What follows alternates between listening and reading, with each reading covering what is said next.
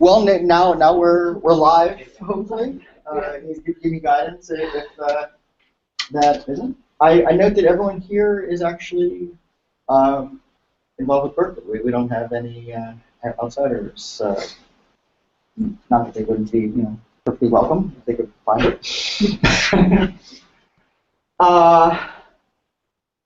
Let's see. So today's presentation is going to be about backdrop CMS. So I want to do a few quick polls. How many people have heard of backdrop before today? Okay. How many have seen a presentation or some information about backdrop? Okay. How many have tried to use it, have downloaded it? Okay. That's good. That's a good addressable market from my perspective. So my marketing background, I'll get into maybe. And finally, how many of you guys are interested in trying backdrop today? I see some laptops around. Are you interested in giving it a shot, or is that just to like check email while I'm talking? I don't mind. All right. Well, my plan for today is I'm going to introduce backdrop both as a project, as kind of a independent standalone, as if you didn't know Drupal a little bit. I'll talk about it, and then probably the most interesting part of the talk from the point of view of this group is we'll do a little compare and contrasting with Drupal, and that should all come into more focus as we get a little bit more into the thing. So let's see if we can get to the next slide. Y'all got my face? All right, so this is me. I am Luke McCormick. I am a web developer with marketing side of things. I've been doing almost entirely Drupal since I first stumbled into the San Francisco Drupal users group in 2008 or so.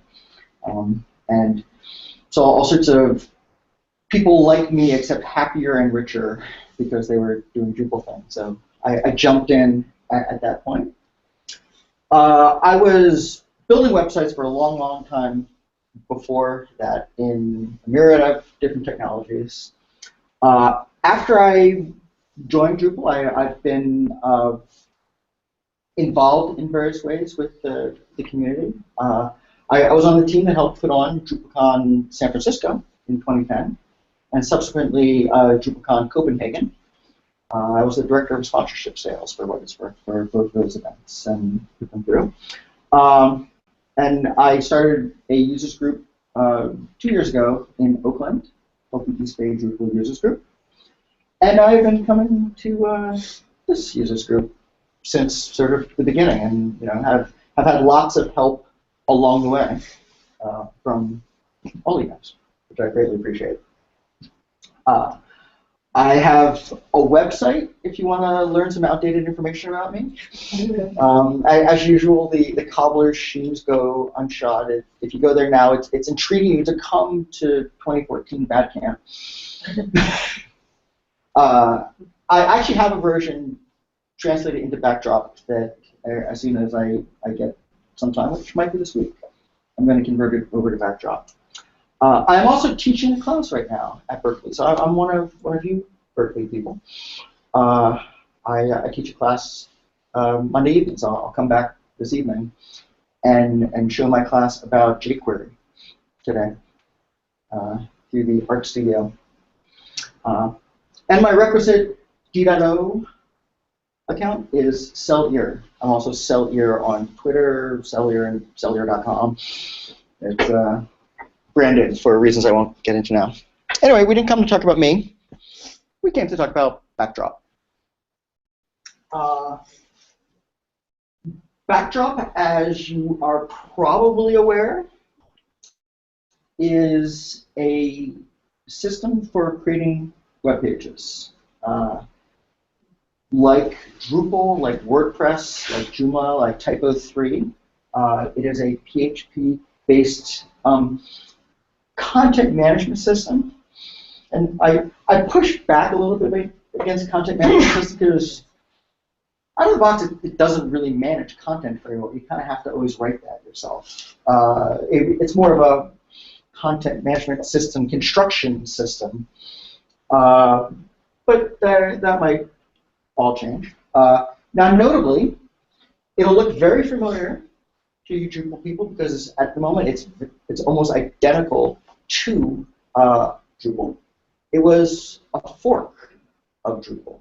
Now, explaining for possibly our television audience, a fork is when you take code that's been developed for a while, and starting with that code, move the development direction in a different direction. So at the moment of the forking, they're the same thing, but they are able to typically do diverge from that point forward. And we'll talk about a little bit why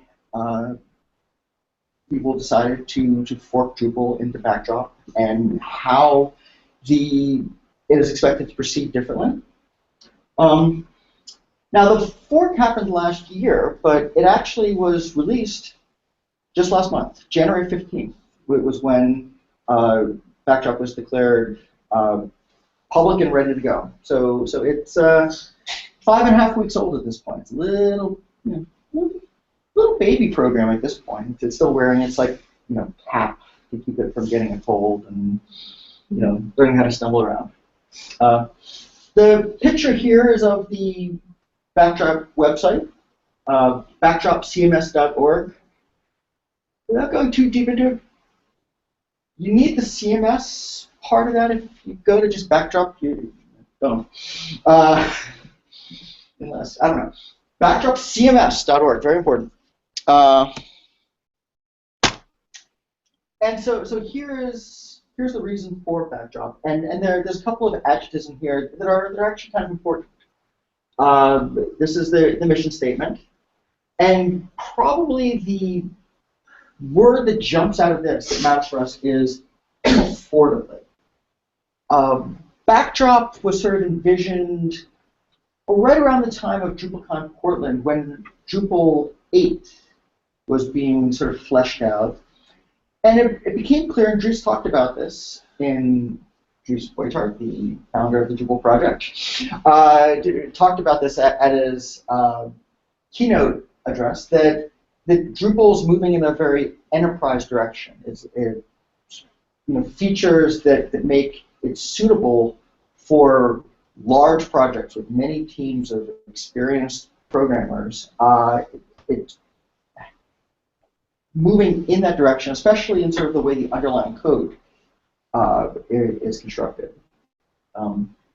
It's Drupal 8. I'm not talking about Drupal 8 for this project, but just as like a quick overview, is adopting a system called Symfony as its kind of core underlying technology, which is very powerful and has lots to recommend it, but it's more complicated than Drupal has been in the past.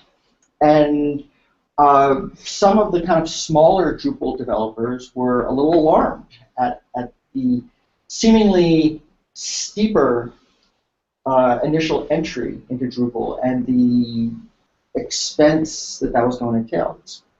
It makes it good for Fortune 500 companies, but for your mom and pop store and website, it makes Drupal a little bit less reachable. So the kind of underlying idea of Backdrop is to capture Drupal before it gets super complicated, and in fact kind of try to roll it back a little bit, like moving the features, what it does, in the direction that the Drupal 8's moving, with the end user experience and things like responsive interfaces, but keeping, not making it any harder than Drupal was, and in fact cleaning up a lot of the stuff that Drupal had kind of tagged on as the project was adapted to serve, lots of very sophisticated, interesting needs. So that's the audience intended for Backdrop. small to medium-sized businesses. Large businesses, laugh at the requirements of Drupal 8. That's not a problem. But nonprofits, educational institutions. I mean, you guys are not going to have any trouble adopting Drupal 8, but there's also plenty of users of WordPress and things like that around here. It's not entirely immune to the promise of simplicity and easy adoption.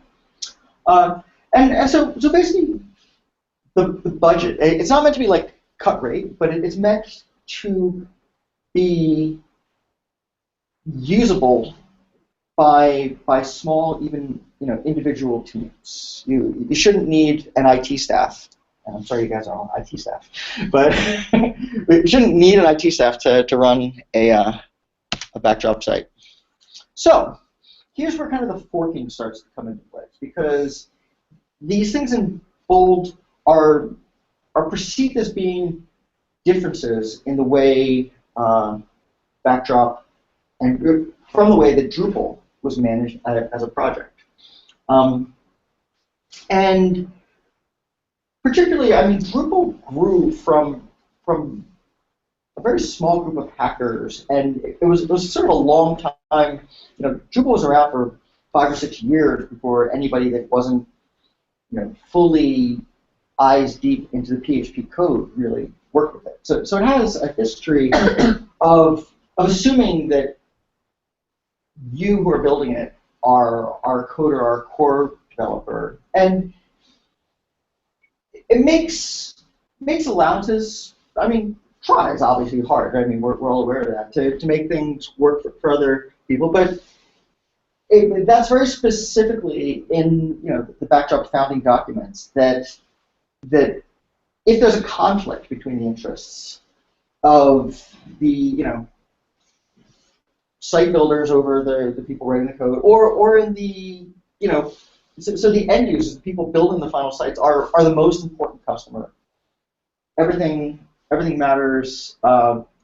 Everything is tilted in their direction.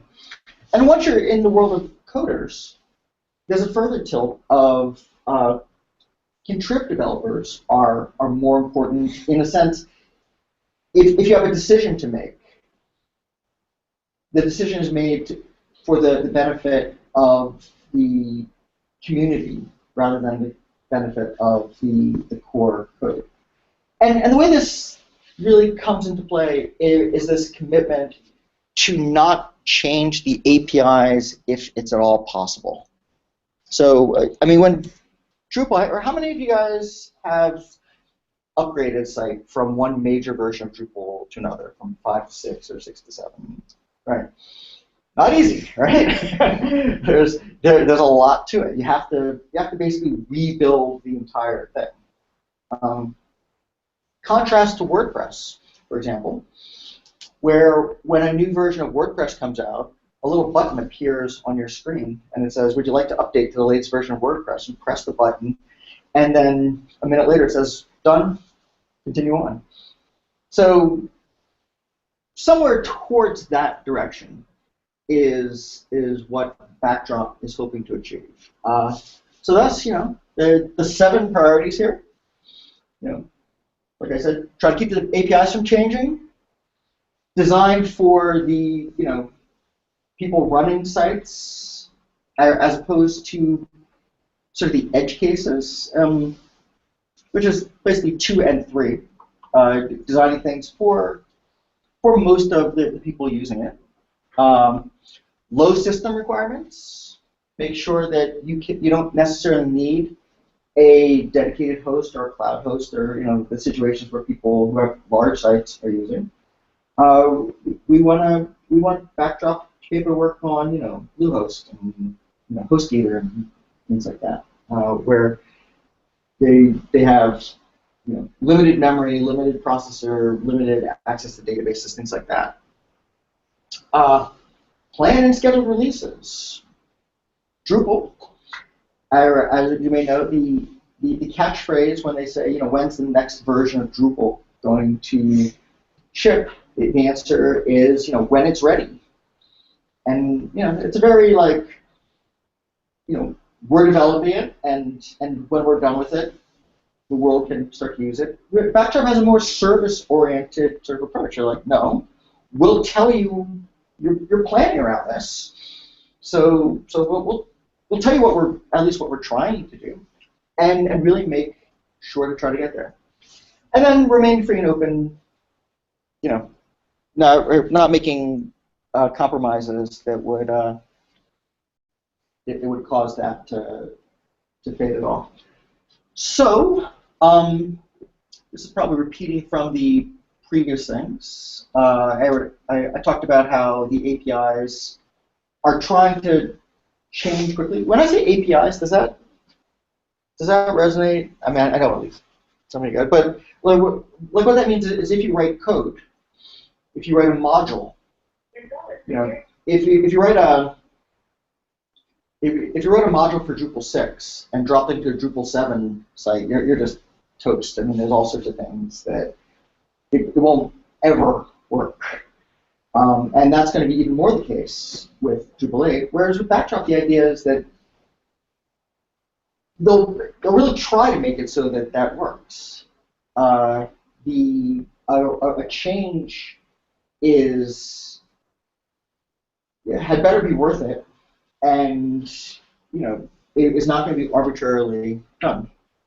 And so since the upgrades will be easier, everyone will be encouraged to upgrade quick. It's not going to be the kind of thing where, I mean, Drupal has a situation where a lot of times the cost of upgrading the site can be more than the cost of developing the site in the first place. And you know, so there's lots of old Drupal sites. There's sites out there, but lots of Drupal 6 sites that I work on, and 5 and even older than that. Anybody have a site older than 5.0 that they interact with? Anybody? No? All right. All right. So this was our first release. When I noticed myself speaking the first person plural, by the way, and I'm not like officially, you know, a representative in a sense of the Backdrop project. I just, you know, feel an affinity towards it. So the first release was in, you know, 5 weeks ago. The major differences between this and the point of Drupal, I should say that the point where they forked Drupal was a little bit after the release to Drupal 7. When Drupal 7 was finally released, the Drupal core community moved on to developing Drupal 8 and built a bunch of neat features. And Backdrop actually incorporates a bunch of those features that were part of the Drupal 8 initiative. And they forked it right before the change to Symfony was added. So they kept as many of the Drupal 8 developments as they could, including improvements to various things related to the theme layer, and CMI, which we'll explore in depth a little bit later on in the program. It was really kind of the crown jewel. It was really the thing that we wanted. So it's Drupal 7 plus the configuration management initiative, which I'll talk about. Views, as you all use. I'm guessing everybody knows views. That's built in, comes out of the box. The layout system is a variation on panels. If you're familiar with panels, it'll look familiar. It's not. Views is exactly views. Layout system is not exactly panels, but you'll feel it. And just lots of things designed to make it simplification. The performance, in particular, comes from that sort of one of the previous what do I call them? Priorities. Priorities to design for the majority case. And one of the things that the Drupal supports is the ability to plug in lots of different databases in the background. You can plug in Postgres and SQLite and CouchDB and Oracle and MySQL. And it's a capability, and almost no one uses it. Now, a couple really big, huge, important sites use it. The ones, the large customers find that very important. But the mom and pop shops, they're all on MySQL. And so Backdrop only supports MySQL. And what you gain for that loss in flexibility is a lot more performance. It actually uses MySQL much more effectively than Drupal does. Because they could build in lots of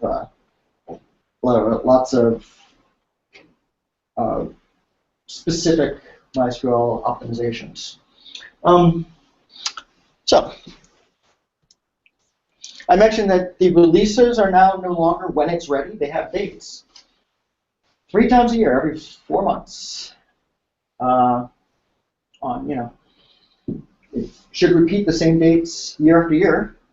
And so the question isn't when will the next release of Backdrop be ready. It's the next release of Backdrop will be ready May 15th. The question is, what is the next release of Backdrop? What features are in there, and so that's more akin to the way most product management is handled. You've got a product you got to get out the door. You've got deadlines.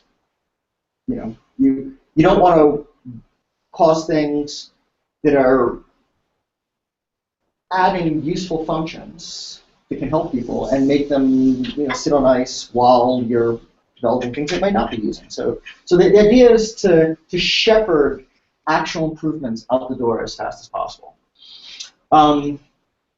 Notably, the initial release of Backdrop to sort of heartbreakingly didn't include a WYSIWYG. You're still editing HTML in the blocks, and it doesn't come out of the box yet with a you put bolds and italics and things, but that's coming. that's the first thing. Token. I'll briefly explain. I think everyone in the room certainly probably knows what they are, but Token allows you to access to variables that sort of represent different states of the system right now, and they make it easier to sort of construct pages and other functionality. And Path Auto, I'm so surprised Path Auto is not already in it, but but so it goes. It makes the automatically generates SEO-friendly paths. And then later on, the future is much less written, but the main reason is not, I put this slide in, is not so much to show what is in the release, but just show that releases have dates, and that you can count on that. I mean, might slip by a week, or I'm not going to say that they're going to be executed with Swiss precision, but it's certainly the goal. All right, so we're coming close to demo time. I am going to do this, and we'll see. There's going to be a short period of time where it's actually installing, and maybe we can have like sip of water or something while that's going on. But the steps after we get past step 1, because we get it from a different place than we did Drupal. The remaining steps are exactly the same as Drupal. You have to set up a database, and that's quick but separate step in setting up Drupal. You put the Backdrop code into the directory of your web server. Once it's there, you go to that website, you visit that website in a browser, and that launches you into the install procedure. Backdrop will ask you, like Drupal does, for the database credentials that you set up prior to starting. And when you feed it that, it will install itself, create lots of tables in its database, You'll then fill in the information about the site that you are creating, and then we're good to go. Oh, now one other thing, if you guys have your laptops, one thing that there's another way that you can install Backdrop, at least to get access to the site features. And the Drupal community here is aware of Pantheon, I'm sure. We all know and love Pantheon. And it's not in the default Pantheon interface, which is really why I wanted to go to this slide. You can't just go to Pantheon and it won't ask you to install Backdrop, at least not yet. But there is a really elegant installer. So if you want, you can copy down that URL, although if you go to the Backdrop CMS website, I'll go back to that. This link, the Try It Today, launches Pantheon. So that's the handy dandiest way if you want to just super quickly give it a shot. And that will install it. Let's see. So where am I in my presentation here?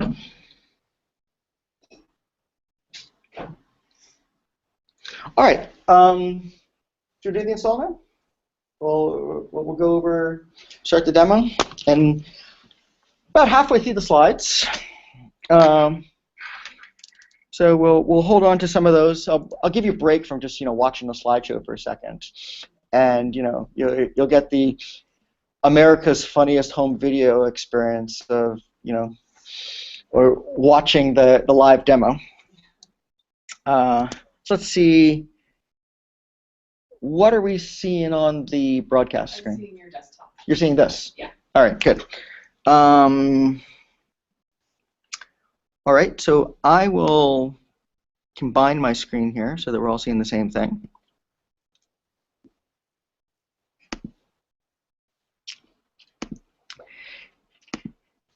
No. And now we're all seeing that, right? All right. So we've got our MAMP stalled up. So let's do the whole thing, shall we? Into a web browser. And if we were to go to backdropcms.org, we'll go here. We'll download Backdrop. And that's as good a place as any. 1.03.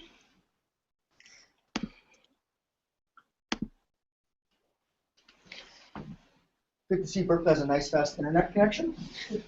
Already downloaded there. So I will double click this on my Macintosh's screen. I don't know why you want to come back here. And we now have this folder here that we just created, backdrop-1.0.3.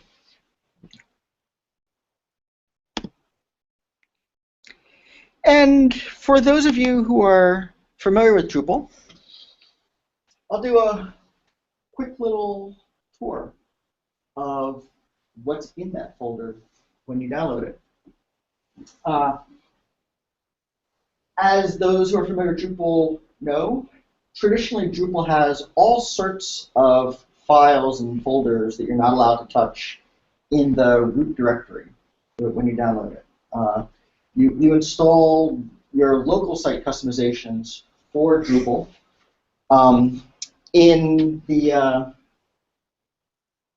sites folder. So you typically have sites/all, and that's where you put your modules and themes. And in Drupal, you're not allowed to touch the modules and themes. Which surrounding that. Themes directories that are in the core.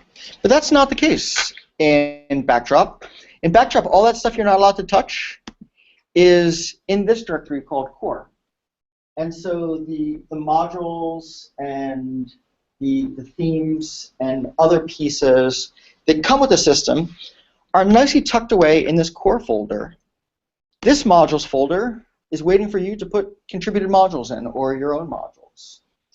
This is an example of reducing the complexity of Drupal. You know, the whole sites all thing was built to support multi-sites, allowing you to run more than one website off of a single installation of Drupal. It's a neat trick. It's cool, but it's complicated. It's confusing to, you know, beginner Drupal developers. By beginner, I mean, you know, your first 3 years doing Drupal, right? like it takes a while to grasp that. So that's still possible in Backdrop, but it's definitely. I mean, you'll notice that there's still a sites directory, and you can do multi-site, but it's not required.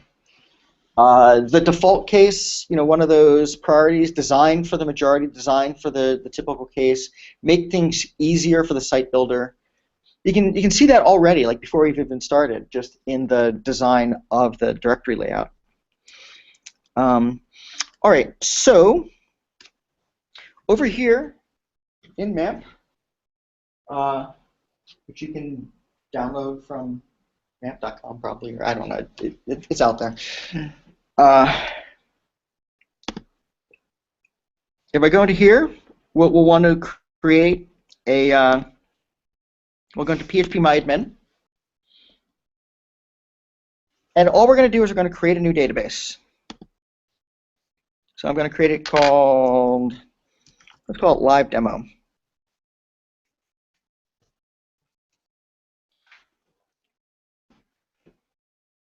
And I've created a database called live demo. Hopefully I spelled it right, live demo. And that's all we need in phpAdmin. So over in MAMP, we'll go to the directory. Let's see, do I have it set up?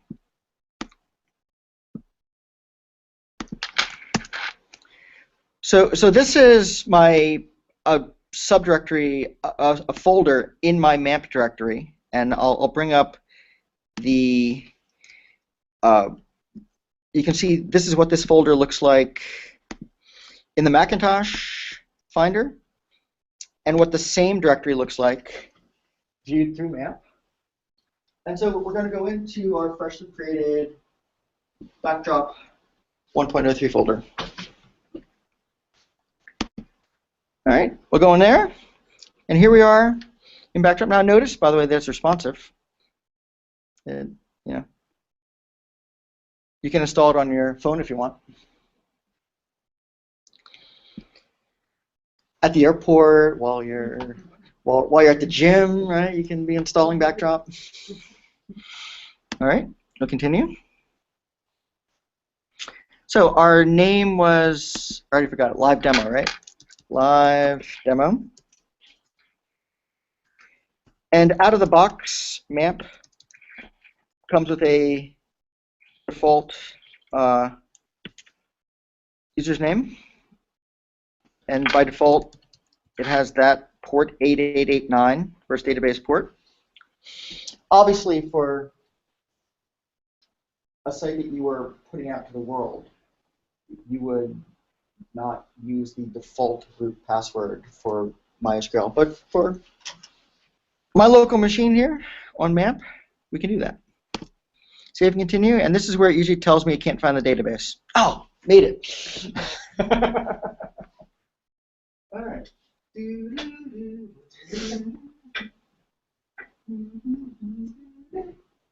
All this looks familiar. I mean, slightly different color, slightly different shading. One of the things early on, you know, as the 5-week-old Backdrop project, it's like a baby looks like its parents. So like a lot of Backdrop will look very Drupalish. Now, one of the things that's being worked on currently is visual identity. So both the initial theme and the administration theme will in a upcoming, soon-to-come release. I don't think it's officially scheduled yet, but we'll change. But for the moment, yeah, it looks a lot like Drupal. That isn't what we were, what they were, what it was.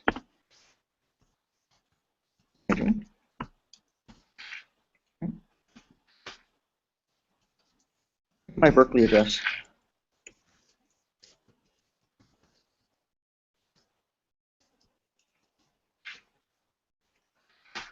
And we'll have a poor password. I don't really want updates being sent to my Berkeley address. All right. As I'm just guessing everybody knows, I just typed in sort of generic credentials. Anyone else is doing this? So, Anna, I keep talking as if there's people on the webcast that can hear me. Is there a microphone live? Like, can they hear my voice at all? It's through your, yeah. So here. Yeah. All right. And Kathleen's been listening in periodically. Just wondering. All right. Okay. Just seeing this with no audio. No, all right, no, that's great. All right, well, because I mean, I am mostly talking to the people in the room, but part of it's giving a shout out just in case anybody watches the video later. I want people who maybe don't know as much as we know about Drupal to be able to follow along, and so I'm trying not to assume that we all know. But anyway, going on. So save and continue. Might as well remember that password, I don't care. And this should jump us into a very, very Drupal-looking homepage for Backdrop.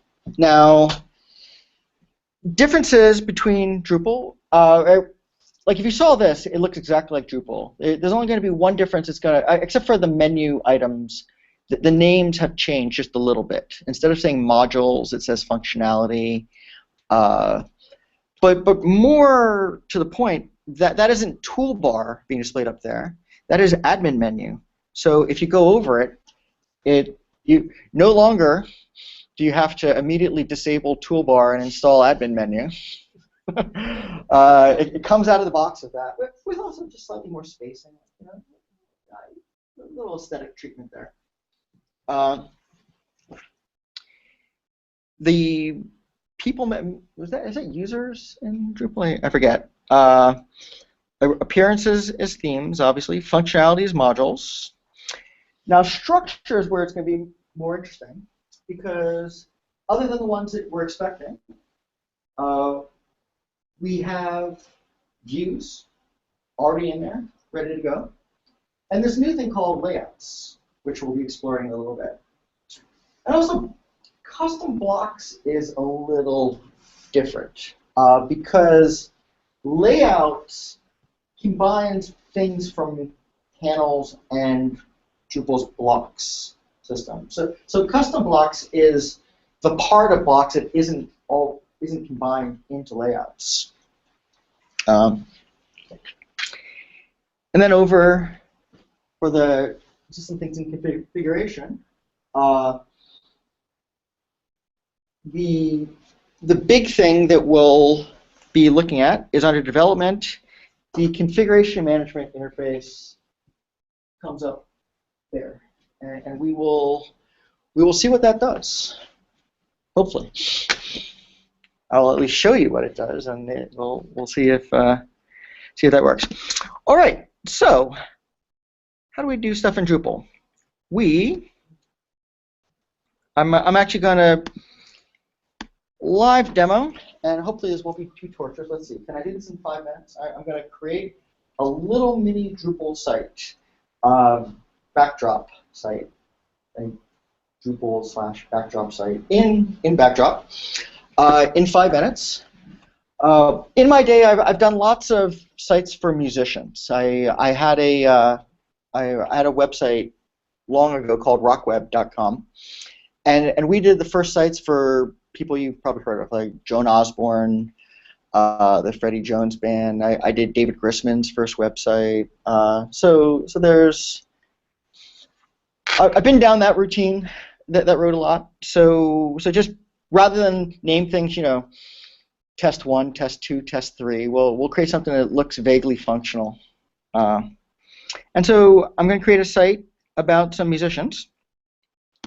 So first I'm going to create a vocabulary for musical instruments.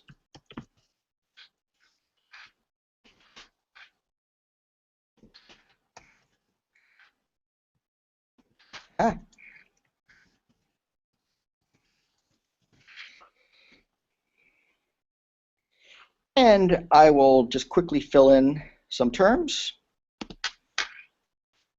We'll say our people might sing.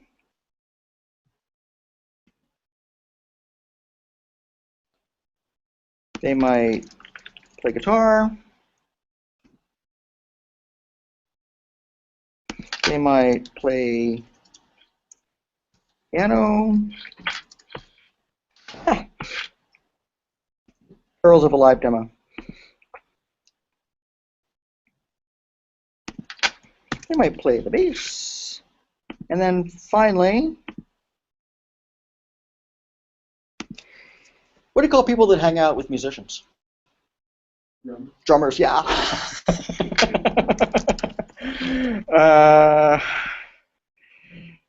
Sorry. I know lots of very fine drummers. So we have created our instrument taxonomy that has things that people can do. Now we will create a content type. And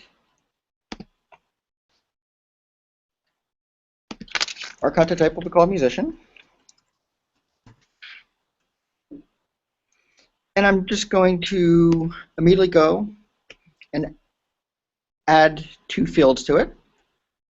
First, I'm going to get rid of the body field because that's just going to be confusing from this perspective. I'm going to add a band name text field to it, and slowing down for the worldwide television audience.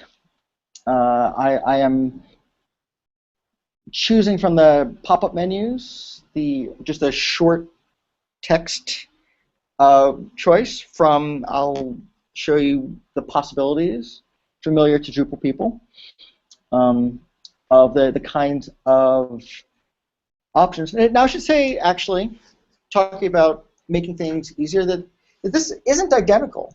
This list right here is not identical to the list you get with generic Drupal. It actually includes some items that you have to download separately in a typical Drupal 7 installation. You have to grab some contributed modules to do some of these. I forget which ones, I think. Anyway, so I'll just leave that like that. And I'm not going to change any of these, so I'll just save it. Okay. Now we'll add one other. We'll add a term reference to tie in our previous thing of the instruments, and I might have done this before, and we're going to make it checkboxes and save it. And the vocabulary is our newly created instrument vocabulary. And for this, we are going to change the global settings to unlimited, because some people can play more than one kind of an instrument.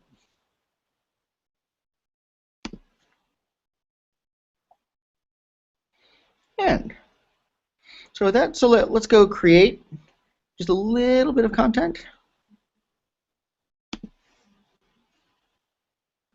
We'll create ourselves a musician. Oh, so let me actually not assume people know what I'm doing. So clicking on content, there's no content yet in the system, so it's not showing us any, but it has a choice to add content. And we just created a content type called musician. Out of the box, it comes with article and basic page currently. But we want to use our new content type, musician.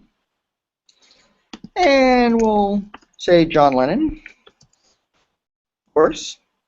He was in the Beatles. He played guitar and he sang. I'm just going to do 2 more so that it's not totally tedious. We'll add Paul McCartney.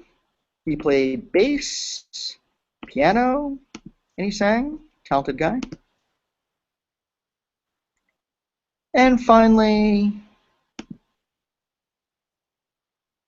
I'll add Mick Jagger. The Rolling Stones. And he only sings. I mean, he plays a little guitar, but we're not really going to count that. All right, so that was the dullest part of the thing. Let's go create a view. You guys remember views, right? So here is our very familiar view if you've been building Drupal sites, as everyone in the room has, the very familiar views interface. And this is tightly integrated into Backdrop. Actually, one of the things that is sort of worth mentioning, there's sort of a difference that's a little bit behind the scenes, but it's important when you're developing sites, is one of the things that having views built in gives Backdrop is it means that Backdrop can always assume views is available. So there's lots of content listings and things like that in both Drupal and Backdrop. And in Drupal, they're locked down. You can't really change them. The content item, the content display in Drupal always displays 50 items, and there's just no way to get around that unless you install some modules to do it. Whereas in Backdrop, those are internally views, and they can be modified and edited in all sorts of fun ways. That comes up a lot. I mean, module site builders just always want to be able to do that. So why don't we create a view of our newly created content type. Uh-oh. I managed to click through faster than I wanted to. And I like making tables. I'll make a table of fields. We'll just display everything for now. It's 1 o'clock. I thought I turned you off. All right. Now that's interesting, though. I'm actually glad that happened, because this is going a little slower. I was worried about filling up the time, and now I'm worried about running out of time. We've gone through 2/3 of the time we have, haven't we? Okay. I'm going to accelerate things. I'm not actually going to build this view, because you all know how to do that. And let's get to the fun stuff. So over here, I'm going to go back to the root of my Backdrop thing. And it's like one of those, you ever see a cooking show where they make stuff and slice and dice it, and they put it in the oven, and then they take out from another oven, like, and here we have the casserole already made. So over here, under Musicians 01, we have the site that I started the process of building as it looks complete. And it'll be much better if I can log in. So hopefully I remember my credentials. Good. So one of the things, by the way, that's not yet available in Backdrop that everyone here is going to miss is drush. The command line Drupal shell is in the process. It's going to happen soon. Everybody desperately wants it. And Greg Anderson, who maintains drush, is all on board, and they're working with it. But currently, there's no drush. So if I didn't remember my password, it luckily remembered it. Then resetting the password is a pain in the neck without drush. Anyway, so here's what we were in the process of creating. I'll show you. I had created fast forwarding that other display of view, and this looks familiar to everybody. I don't think anything is different at all compared to Drupal views. I have two displays, one for band, one for instruments. Both of those have a menu item, and the band page is set for the home page. So we can see our, how many? Nine nodes in this displayed, displaying their taxonomy term. And we can also display the same content organized by instrument. Same nodes, and this is like the little bitty demonstration of like what the content management system does. Like once you get the nodes in, once you define sort of your broad information architecture, then the play begins. Then you can slice and dice and create new and interesting and useful displays. I mean, none of these only took me a few minutes to put together, and it's easy to create lots more. But let's say that you like music, but you like music that's been introduced in the last 40 years. That you've never heard of these Rolling Stones, or at least your audience hasn't, and you want to have this somewhere else. We need to move the site. This is where I'm gonna just show you what the configuration management thing is, because we put together all this stuff. We put together these content types, these taxonomy terms, the vocabulary, and the views. We did that all in the interface in Fast Forward. Now, in Drupal, in order to get that somewhere, you've got a few choices, and they're all kind of unpalatable. You can export the database, but then you get all the content and all sorts of other stuff, and it can be tricky. You can't really put it in your source control management system, Git typically these days, or whatever. You can create features, but raise your hand if you've created features. Keep your hands up if you love features unrequested. Sorry. Features can be its own set of problems. And there's a couple other ways. But what we're going to do is I'm going to show you, finally, those of you who are Drupal experts, which is almost everybody, are like, oh, thank God, finally we're getting something that's not just exactly like Drupal. We're going to go to the configuration management interface. And what we want to do is we want to export this entire thing. So we're going to do a full import-export. In our case, we want to do export. And this will just dump everything in the site to a JSON file, to a set of JSON files. And so I'm going to let it save as the default name, config.tar.gz. Oh, actually, no, I guess I get a chance to change its name. Yay, how about that? All right, so I will put it here.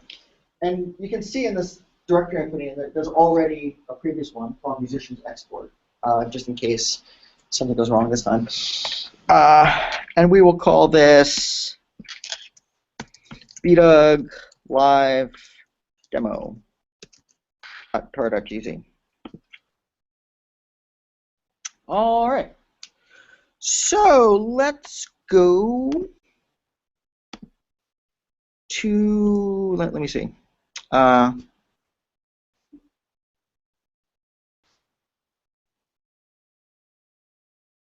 let's go to one that I haven't worked with yet. I'll open up another window here, my BDUG directory, and let's see, I think this one says that is empty. No, I don't. I want one that's already been installed. Sorry, I should have noted which one it was. Ah, there we go. Welcome to Backdrop Demo. This is another, we also had to do this. So this is an empty, uninitialized, just made it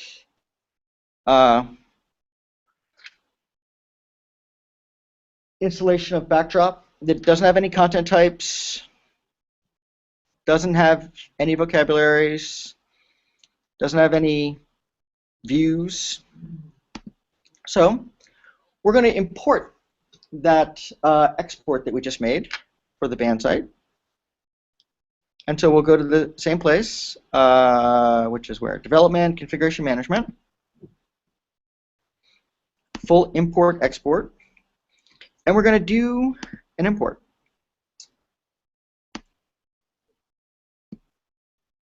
Be like live demo.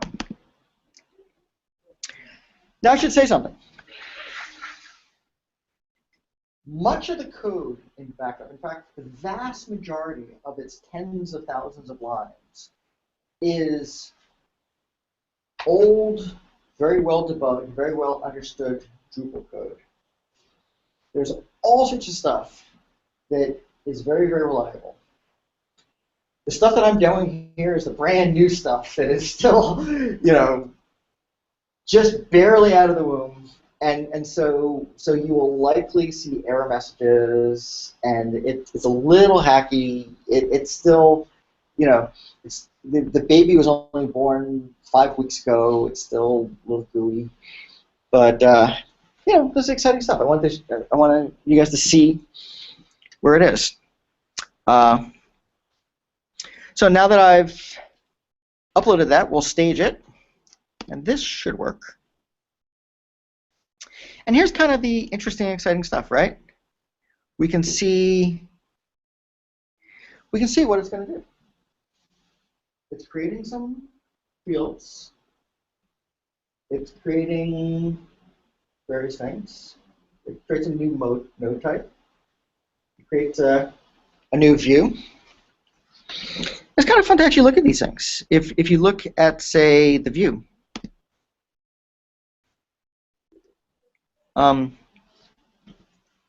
wasn't there anything before, and the new stuff that it's creating is quite readable. Now, if you've ever looked at views exports in, done a CTools export, for example, or used its built-in exporting thing, you can see that it's PHP code. Now, this is not PHP code. This is JSON, which, for what it's worth, means that it'll be a lot easier to actually edit outside. Like you can pull these things up in one of the growing numbers of editors that understand JSON and make changes, make modifications. I mean, I foresee actually doing a lot of site building in a text editor, working on these files, because it'll be, once you learn it, it'll be very convenient, and it'll be a lot quicker to learn than the PHP code that gets spit out of views. It's much less verbose. It's just the part of that PHP code that you care about, and not like all the extra code that is just there because it's code. So, 20 minutes left. Getting ready to click the import all button. What do you think? It's gonna work? So I know.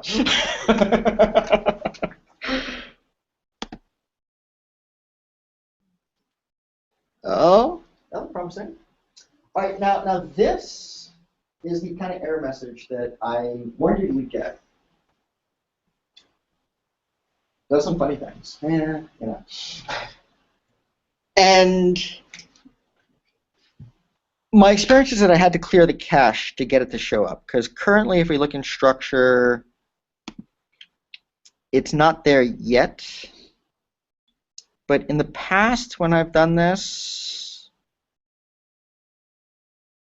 I can go clear a cache. And I don't know what cache is being cleared, and I'm not totally certain it's going to work. So let's find out.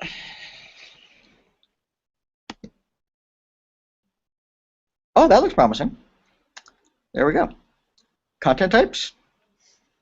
We have our musician content type.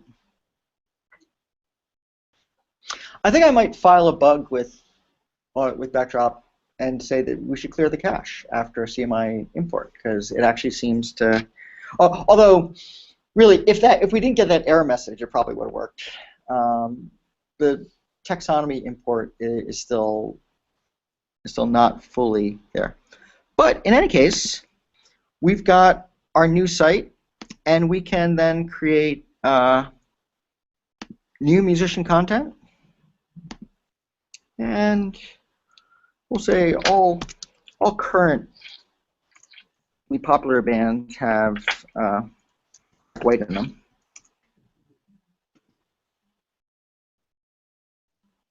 And we'll make one more just to be cute.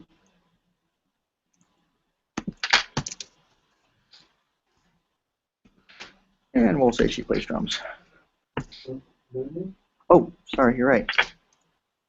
Oh, shoot. You know what? Why? Oh, you know what I forgot?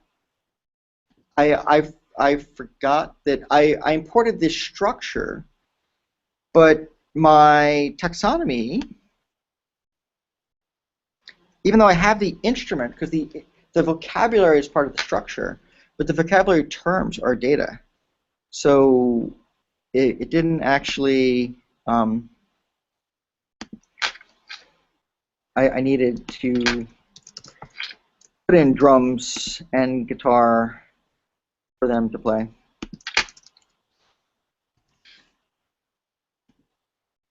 And we'll go back and let's see, did I create them? Let's give Meg her drums. There we are. And Jack his guitar. And then we'll move on. And let's see, 11:14, I still have time to show layouts, which is my intention.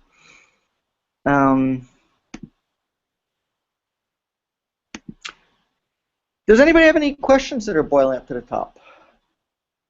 Yeah. I have a question where I wanted to note that Jim Lampton commented here on our Google Plus event page saying they just got a version of Drush working with Backdrop last night. Yeah. There you go. All right, good. All right.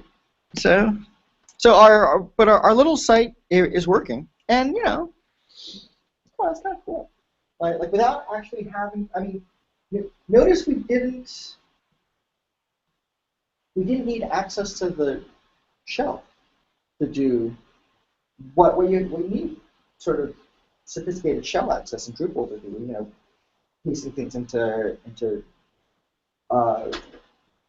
Git, or you know, putting features in the modules directory. If we did this all within the interface, and we've got our small but complete site that we created somewhere else, and we've got the whole framework there ready to go in a new place. Pretty powerful functionality from my perspective. You know, I've spent many hours trying to get Drupal to do that.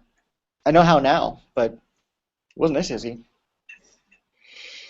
All right, so let me show you the layouts thing, okay? Because that's the user interface thing that is probably most unique. So let's add a layout. Why don't we say this crazy looking layout? We'll have a 3-column thing.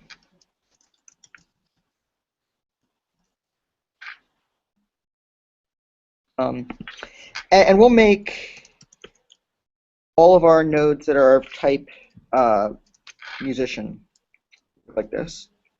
And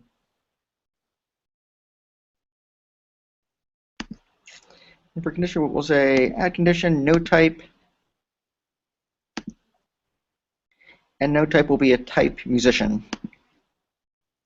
So, panels users. Who choose panels? Okay. Vaguely familiar, but bizarre world panels, right? Like you're seeing things you've seen before, but not exactly the same before. And I actually just flew through. But notice when I typed in the % sign for the node, it figured out what the context was and filled all that in automatically. That's a manual step in panels. It's several clicks away if you're lucky enough to figure out where to click. All right, and we'll create that one. And now for our layout. Oh, so let me actually, in the meantime, go over here and say custom block. So this is, like the block interface that you used to in Drupal. That doesn't actually exist. That's been merged with the layout, the whole panel thing. So the part that we still need to do is the ability to create custom blocks. So I'll go ahead and do that.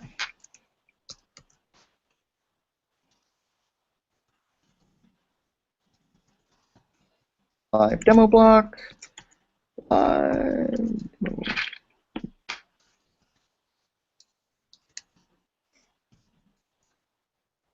Does demos have an E in it?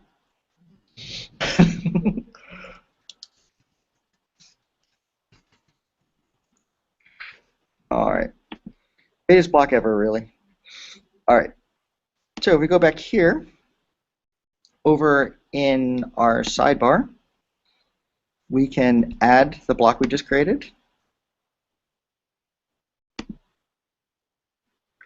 And over here, we'll add, I don't know. Not a login form. Recent content, why not?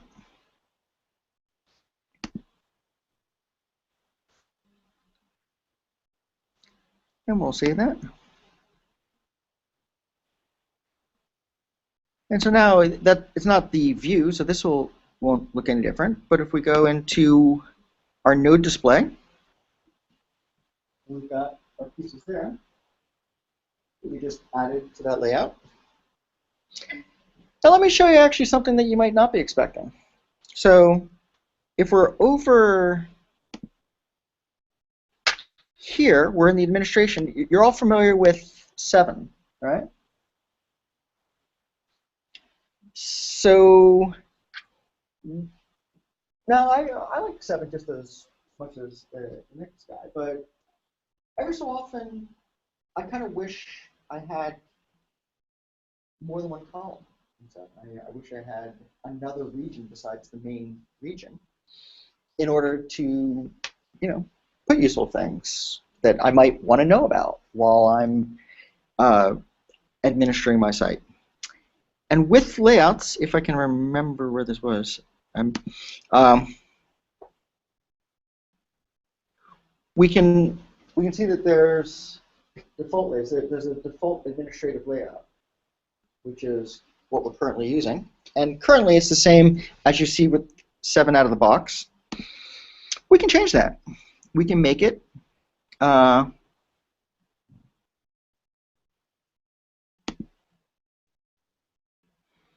can make it 2 columns.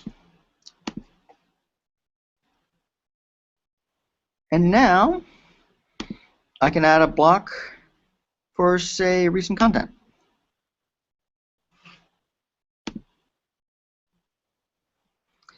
And now when I save it, lo and behold, all my administration pages have that. Kind of useful, actually, as I'm doing. And it's pretty easy to think of other stuff you might want to have. Lots of views you could generate. What your taxonomy terms are. What the stuff you're working on. Menus, things like that. All right, so 10 minutes left. I'm ready to complete the slideshow. That was the live demo part. I seem to have survived it. Let's go back here. And is that what we're seeing on the worldwide broadcast? Yes. All right. Hey, I would like to send a shout out to our overseas viewers. We thank you for your service. All right. So, kind of a summary of what this is sort of like a quick and dirty list of what the differences are. But you can see that Backdrop is like Drupal in that it uses hooks, whereas Drupal 8 uses the more powerful, but very different, tricky dependency injection. Includes layouts by default. Views is coming in Drupal 8, but it still don't really have panels, so it's still a whole separate kind of things. Backdrop is responsive out of the box. I actually didn't really show you that so much, but all those things, all those layouts, you can resize the window, and they do the right thing, rather elegantly. And then, so these are the modules that come with Backdrop that also came from Drupal. No huge surprises there. The more interesting page is this one. These were the modules that were removed from Drupal in the process of Backdrop. Quite a few. Quite a lot of things that were more like applications or kind of ancient things. Like basically anybody that did a real forum or blog in Drupal, and I've been helped with many Drupal sites that incorporate forums and blogs, and you never use the internal module. Actually, we never did. You always build it out of the raw materials. So it's just recognizing that. And then in the modules list, I mean, these are still in Backdrop, but they're just no longer in the module display. And a couple of pieces that were added. The emotional one is administration toolbar, and the super duper useful one is views, and the impressive one is panels and CTools, the layout thing that we just looked at. Oh, that was where I was supposed to do the demo. All right. Apparently I jumped the gun by just a little bit. So we just did that.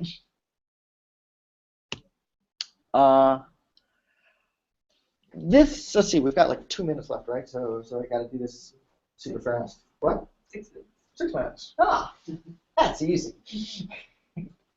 All right.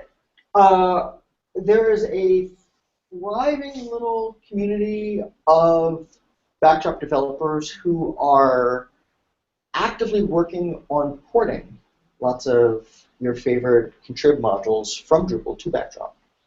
And as of Thursday, there were 40 projects that were in various stages of completion, including beloved ones like, Devel and Aggregate. Somebody likes Aggregate. There's our Path Auto and Twitter. There's a smaller number of themes. I'll show you one of the themes, but it's kind of okay. If you go to Drupal.org and look at themes, that the first 20 you see are all base themes anyway. That all just are black and white. So all worlds need better themes. And there's even a contributed layouts. Like that's a new thing. You can have your own layouts. There's only one right now for the Radix theme, which is a very impressive Twitter Bootstrap-based theme, isn't it? This is our last real slide. If you're interested in kind of diving in and learning about things, if you want to write stuff, this is where the hardcore things happen on GitHub, where the core stuff is being developed and the contrib things. That's issue queues and warm, but not necessarily for beginners, kind of not that you guys aren't beginners, but you get the idea. We looked around for some sort of community options and sort of settled on Reddit as a place to just kind of post questions and answers and discussions and sort of unfiltered. It's kind of active, so I urge you to go by reddit.com/r/backdrop and read what's happening. And the YouTube channel is, if you finished binge watching everything on Netflix, you can get in and see the weekly meetings. There's weekly meetings for Backdrop developers that I'm on much of the time. A bi-weekly meeting for designers, various other things that show up there. And snaking in just under the time limit. That would be the end of the planned portion of the program. Anybody has a one-word question? I don't know. Anyway, any thoughts? Slightly longer than one word, probably. Is there plans for a migration path from Drupal 7 to Backdrop? I probably should have demoed that. Not just plans, it's implemented. It works. You can upgrade. It seems like the module support is the big gap right now. Yeah, well, it's like upgrade. It's no worse than upgrading from Drupal 6 to Drupal 7. Basically, the same idea is you turn off all the modules, and then stick the database into a backdrop. I could have demoed it, actually. In 1 minute. Well, no, Really quick demo. That's actually I think I'll probably do a little video cast of that because that would be a useful thing, and it's hard to explain. It's actually documented a little bit on the website, in the handbook, but I had to I struggled with it. But ultimately, by taking out the contributed stuff, so that's core content types and that sort of thing, and then running, putting it inside of Backdrop and running update.php, just like Drupal, and it does the update and you're in Backdrop. Probably in most cases, there's going to be a little bit of lag time still for the module support to catch up. Yeah. As there are in other things. Let me actually. I'll break the first rule of live demos, or it's like, the same thing with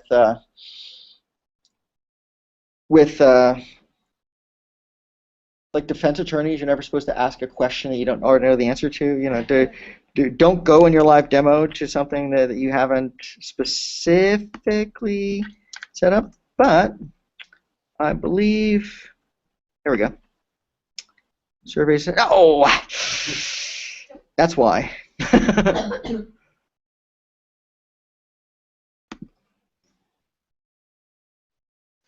Well, that was me changing themes. Anyway, I had converted my my homepage to Backdrop, and I just not yet themed. I'll get back to my baby.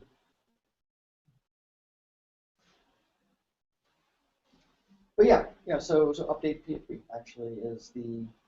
I gave you the unnecessarily long answer. There really was a simple answer. Anything else? Jen Lampton also wanted to comment that layouts and themes are 100% separate in Backdrop, so radix layouts can be used on any site regardless of. Yeah.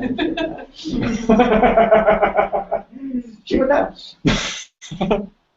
With the complete export, are there plans to be able to include some data? So, for example, we saw the taxonomy terms didn't get included, but maybe it would be good to have that option. There are some members of the community that think that's really important, but at the moment it's not part of the plan. So data import is a separate important function that hasn't been addressed yet. Not integrally initially part of CMI. My team is very committed to Drupal. So what if we want to say we should use backdrop? How can I persuade them? Was it converting to backdrop easier than converting to say migrating to Drupal 8 much easier? Would that be a selling point? Or no? Yeah, I get. I don't want to like dance on the bones of Drupal. I like Drupal. if Drupal is working for you, if Drupal 8 is working for you, then it's fine. It's only if this is filling a need that's not otherwise filled. The kind of case where that might matter is if whoever's going to be supporting it needs to make changes and be able to keep it alive indefinitely into the future, and does not have technical resources that they themselves can lean on. Like if they have to do it on their own, then it's really the big win is in ongoing maintenance and support. Anything else? All right. Thanks for coming.